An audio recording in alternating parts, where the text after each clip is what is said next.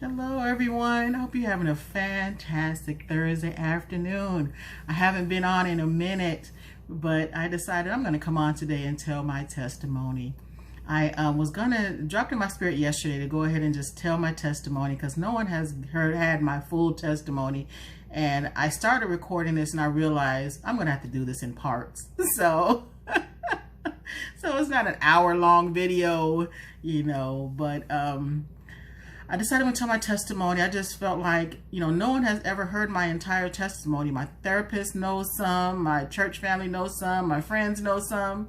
And I said, you know what, Lord, I'm just going to tell my entire testimony. I'm going to get it all out and, for you to get the glory. And I just thank the Lord because, I told one of my friends part of my testimony, more than one, but they're like, what? I can't believe that, and this, that, and the other. And I'm like, God is so good that he will clean you up so well that people won't even know. You won't even have the residue. People wouldn't even be able to imagine what you've been through. And it is like, he is so amazing. And I just am so thankful. So this is just for him to get the glory and to show that God is able to do anything. He is a miracle working God, that's for sure. And he loves his people.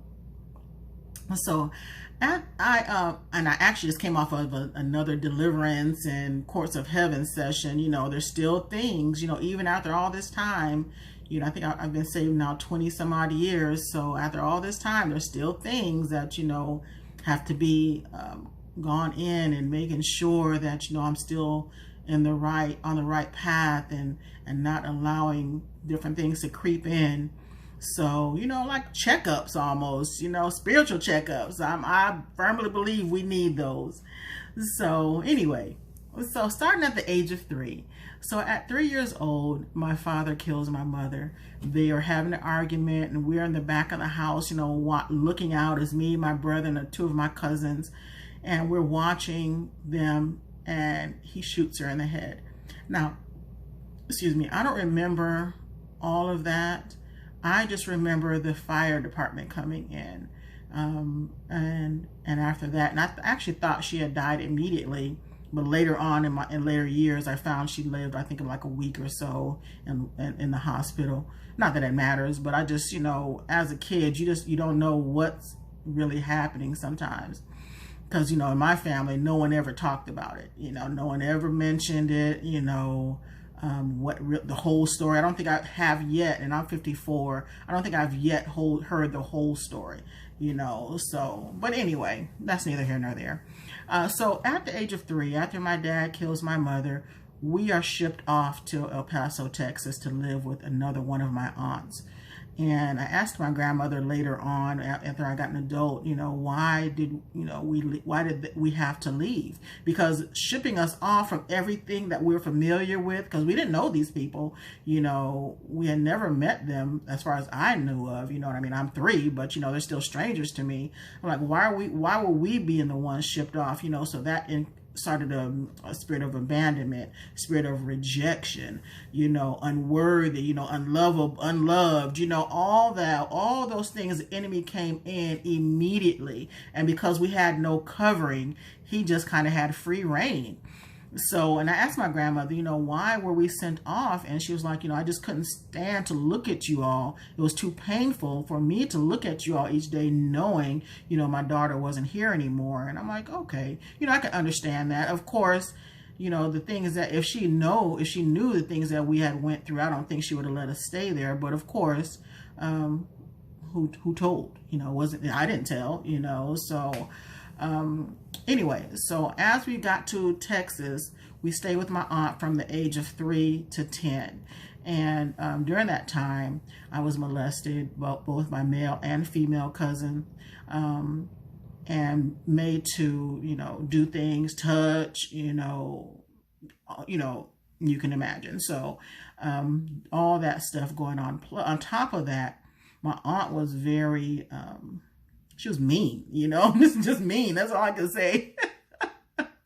And I don't know if she was mean because, she didn't really want us there, and it was a hardship on her and her her family. I don't know what it was, or was it just her personality, you know, because we do have some mean women in our family. So I don't know what it was, but either way, you know, she would slap us, just, and I'll say me, she would slap me, you know, and, or just, you know, whoop us with like what's those dog leashes, and, you know, it was crazy, you know what I mean? One time I was cleaning out the tub and she came in behind me and hit me so hard that I fell over into the tub, you know, just different things. And of course I couldn't tell her what was going on, you know, what her kids were doing to me.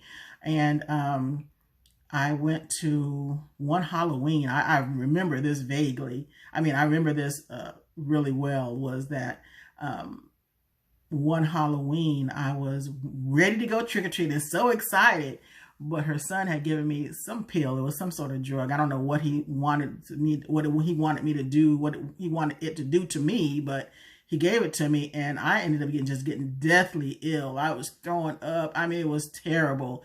And I tried to tell her, you know, that he had given me something, but, you know, she wouldn't believe me, and, you know, I couldn't go trick-or-treating. So, of course, you know, I'm devastated, you know, can't get my candy. And I had to stay home. So that was those years. And, you know, again, the enemy comes in, and if he has the opportunity to get us when we are young, to start planting those seeds, and those seeds that he's planting are growing with us. As we grow up, those seeds are growing up. So that spirit of abandonment, that spirit of rejection, I mean, those are I know two spirits that had hung on to me well into my 30s, early 40s, maybe even mid 40s, but until I got delivered. But, you know, it's crazy that he is so sneaky. You know, he doesn't care about, of course, any of us, because his whole deal is to steal, kill, and destroy. So he doesn't care, you know, that we are children. You know what I mean? I'm assuming more the better. I'm trying to get my ring light to work right, and it's like dimming out. So, sorry, y'all. So anyway, after that, so we were in El Paso until age 10, and I used to steal. I would steal all kind of stuff from school, and it was so bad that we ended up going to counseling. And in counseling, I just knew, you know, I had to leave. I was ready to go home, even though I didn't really know the home, because I was only 3 when I left. But I wanted to go home, and home for us was upstate New York. And so by the age of 10, we ended up moving back to New York, and we moved with my my father's mother. So my father's mother kept us, and she was like, she received, of course, our Social Security, you know, because she was more about the money, you know what I mean? How much money she can get, and how many programs can she qualify, because she got all these kids. And I do believe she went through like the Great Depression or something. Something happened in her life, because she would always hoard. She was a hoarder. She would hoard food, and not the type you come in and the house is all, you know, a mess, but she would have food up in the attic in these barrels. She would buy these barrels and have flour, sugar, all those type of things up in the attic. Then we had a pantry that we had was stocked full of stuff, but she would keep it locked so that we couldn't get in it during the day, you know, especially in the summertime and stuff. So she would keep it locked. But the boys, you know, here I am. I'm the only girl being raised with 3 boys. So the boys would break into the pantry, you know, and get what they wanted to get, and then, you know, close it back.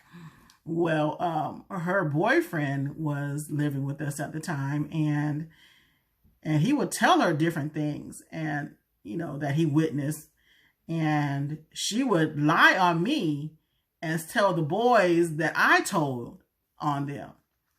So that, of course, made my life a living hell at times, because they were just so mean. One time they hung me by a belt over the side of the banister. They put literally a belt around my neck and threw me over the side of the banister, because we had upstairs, and hung me. And I'm like, you know what? This is crazy. You know, we were getting so many arguments. I'm like, I didn't tell anything, you know.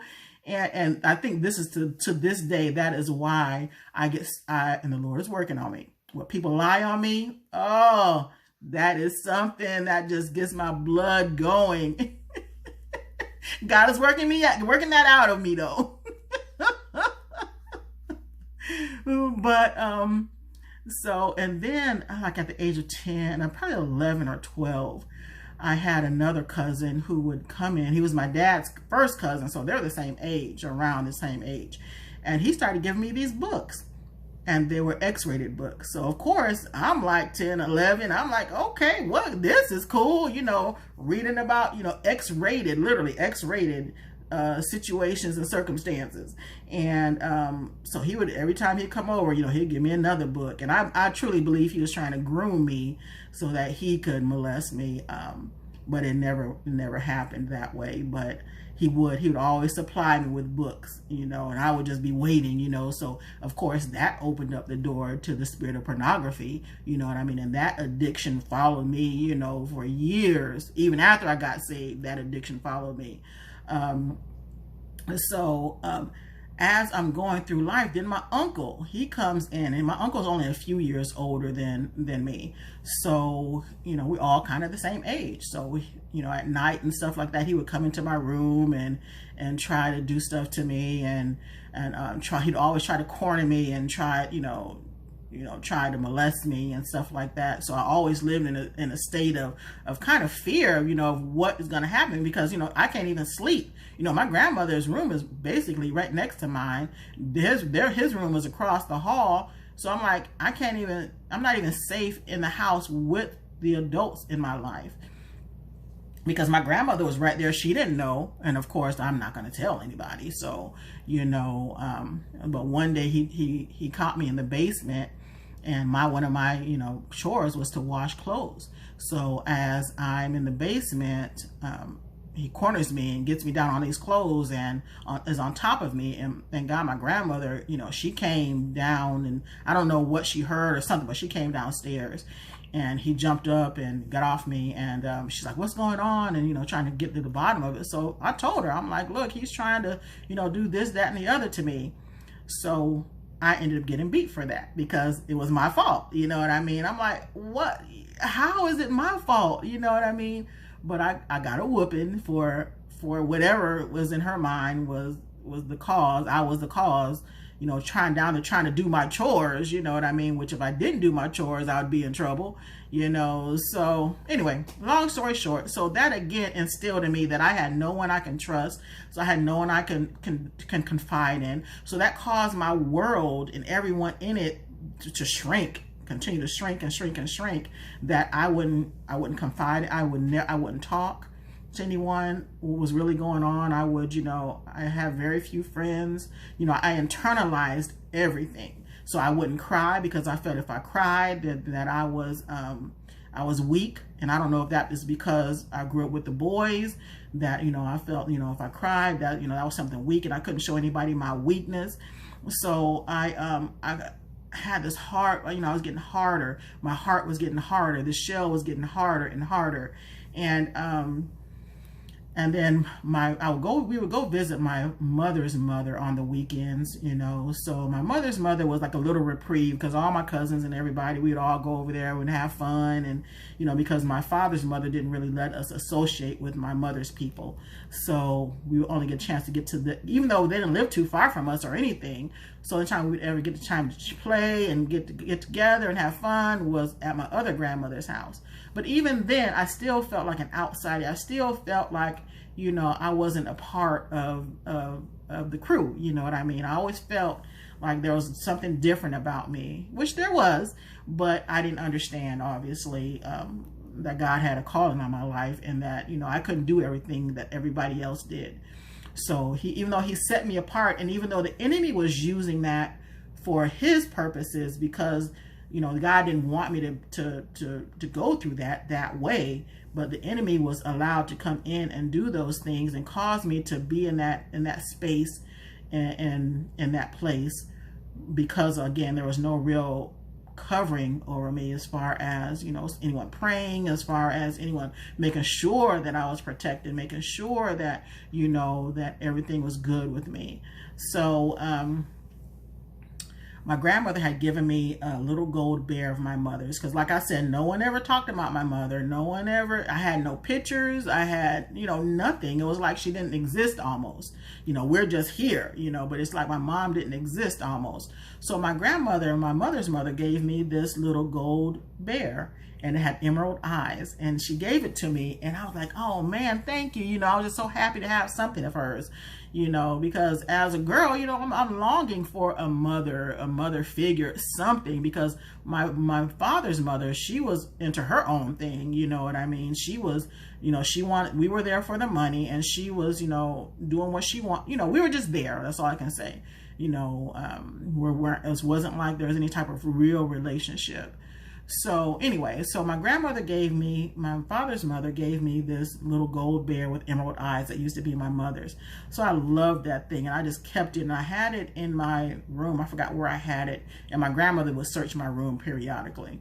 So she went and she found this bear, and she took it, and she told me that I stole it from her and it was hers and this, that, and the other. And I'm like, no, and I'm crying. No, Big Ma, which is my grandmother, Big Ma gave that to me. That was my mother's, and she's like, no, it's not, so she took it. And what could I do? I'm a kid. So again, that's another thing. I have nothing that is mine. I have nothing that I can keep. I have nothing. There's no privacy, and to a certain extent, I didn't need a whole lot of privacy because I'm still a kid. But, her coming and searching my room at any random time, and just taking, that's such a helpless feeling when somebody does something to you and you cannot do anything about it. Just feeling so helpless. So, anyway, so as that's going on, and then my cousin, he's giving me these books. And she wouldn't say anything. She would find the books all the time because I had no real hiding spot. Hide them up under the mattress, or hide them somewhere. But she's searching my room, so she's gonna find them. She just would take them. So she would take them, and my cousin would give me another one. But she never said anything. She never talked to me about it. Nothing. So in the meantime, I'm, getting older and forming my own opinions about different things. And as I'm going through life, I'm like, man, what is this really about? What is all this really about? I don't know. So my mother's mother, she received a prophetic word that her granddaughter was going to be saved. And I wish I could remember the whole prophecy, because I remember I was in church that day with her, and it was a word that came forth in tongues. And I surely wish I would remember this whole prophecy. But long story short, my grandmother thought that it was her other granddaughter, and it was actually me. So I got saved at the age of 12, and I was, living my little Christian life. But by the time I was 16, I was out in the world, wilding out, doing my own thing. I had moved from my grandmother's house and living with my dad again, because now he's married and has a daughter, and my stepmother has a daughter. And so I just living my life, doing doing me, you know what I mean? So I'm going to stop this video now because I'm at over 18 minutes, and I'll pick up the rest of my testimony a little bit later. All right, y'all be blessed. Bye-bye.